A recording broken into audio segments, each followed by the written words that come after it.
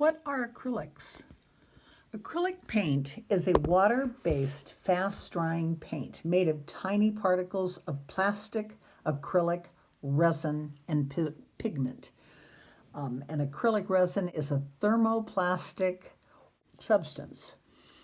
In my own experience, my mother and her twin brother, who were both painters, became very excited in the 1960s by acrylic paint.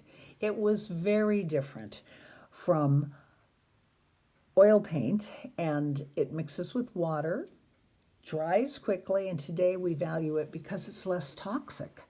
In fact, my mother got very enthusiastic and painted many surfaces with acrylic paint. Shoes, wooden candlesticks, anything that she thought needed painting.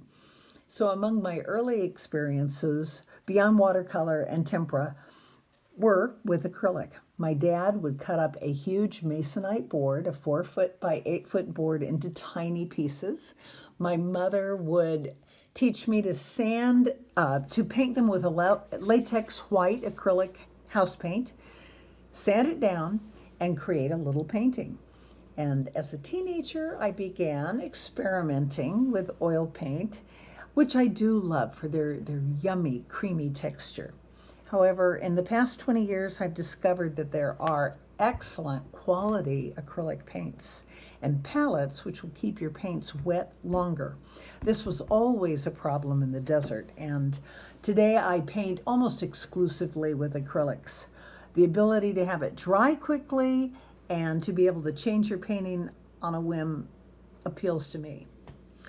Upon answering this question, I did some research. Acrylic paint was first patented in 1915 by a German chemist, Otto Rohm, R-O-H-M. During the 1930s, muralists began to use acrylic paints, and it said that even Jackson Pollock attended an acrylic paint workshop and began using the enamel paints in his drip paintings.